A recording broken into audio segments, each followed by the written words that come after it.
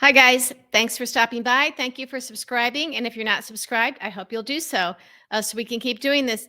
Every once in a while, I think it's important to get our clarity hats on when it comes to Trump and how smart and business savvy he supposedly is. He's not. He's corrupt. He's a con man. He's a thief and a fraud, and a liar and a money launderer and a traitor. And that is the only way that Trump can get by in the world. It's the only way he's ever gotten by in the world. Um, he also kind of would like people to be under the impression that he has a Wharton MBA. When he talks about Wharton, a great school. Okay. Well, why don't we kind of review his actual academic record? Um, he supposedly had, it was alleged by his daughter or his niece, Mary Trump, that he had somebody else take his SATs for him when he was in high school to try and get into a good school. That there was a proxy to the point where the schools that he went to eventually are like, we need to check this out. So Trump was too stupid. His grades were too bad, apparently, to do well enough on the SATs to get in anywhere. If he did have somebody else take them, here's the thing: Trump did not go straight to Wharton.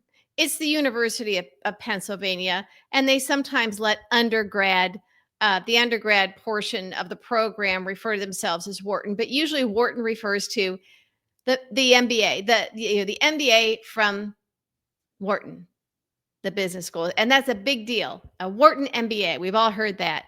Trump does not have a Wharton MBA. Okay, just want to be very clear about that. Trump could not even get into Wharton as an undergrad, even with cheating and having somebody else take his SATs. Maybe he doesn't even know how to find a smart enough person to take the SATs and cheat for him to the point where he can get into Wharton or the University of Pennsylvania Business School as an undergrad. So what did he do? He did what a lot of New Yorkers do. He went to a perfectly fine school, Fordham. Fordham University is where a lot of New Yorkers go. And in Trump's case, he went there because he could not get into Wharton or the University of Pennsylvania as an undergrad. So his freshman and sophomore years were spent just, going from Queens across the river over to Fordham. I lived in New York for a few years. I'm very familiar with it.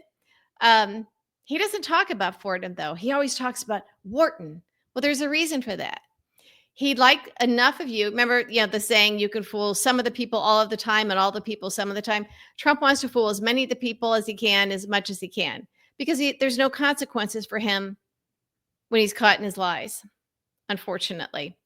So Trump went to Wharton or University of Pennsylvania undergrad as a transfer student as a junior.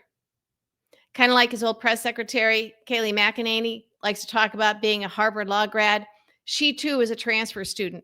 It is easier to get into the big prestigious schools as a transfer student. And people usually do that when they aren't quite good enough to get in, I don't know, as a first year law student, or in Trump's case, as a freshman, even with his father's money. Of course, people by then probably knew his dad was a crook and a liar too. So that's the truth about Trump and his education. It's also interesting that he won't release his grades. Well, I'm sure he cheated his way to try and to get through college too as an undergrad. Trump has cheated at everything in his life, and I mean everything. You cannot find a documented situation where Trump didn't lie, cheat, or steal.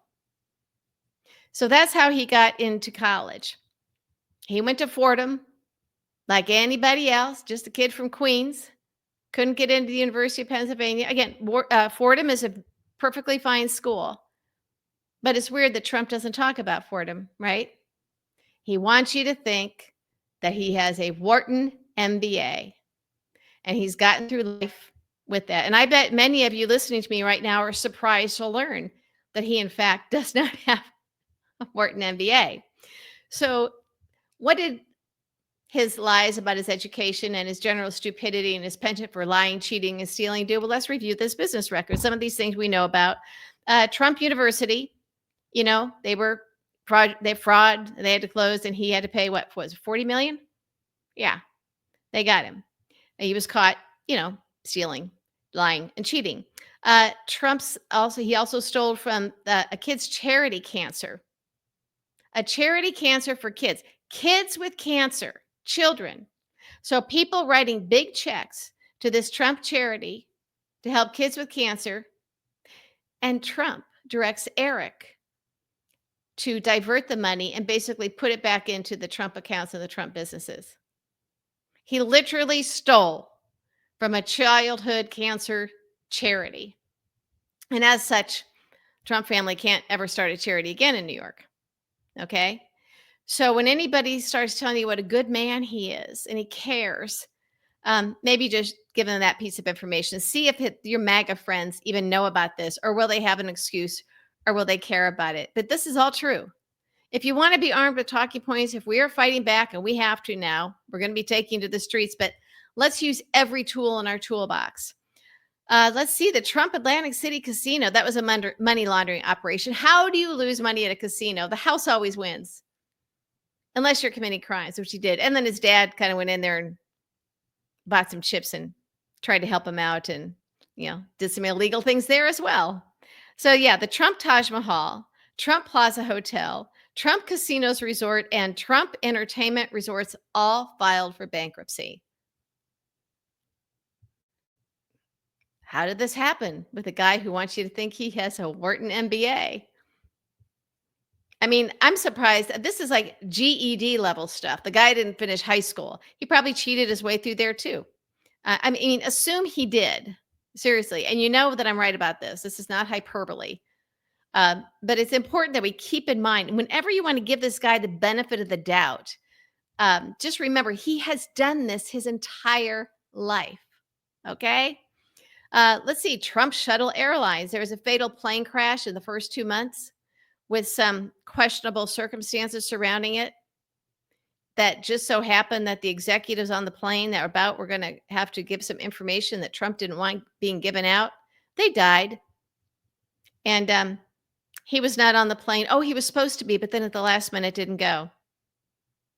So if you think there's something funny, little off about that plane crash, lots of people have thought that. There's been speculation all these years. It's just a little bit too perfect for Trump.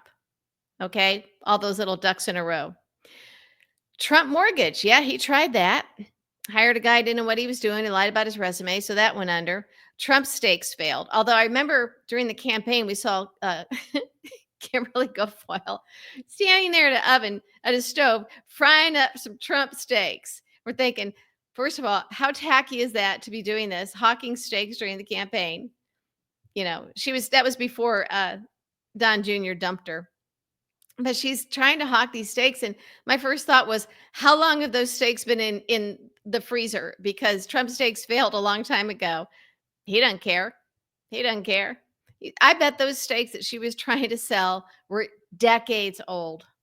And you know what? I bet MAGA bought them.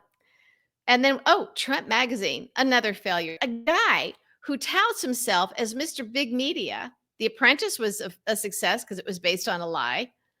And by the way, remember, it was Jeff Zucker, late of CNN. He was head of entertainment at NBC, and he greenlit The Apprentice for Trump.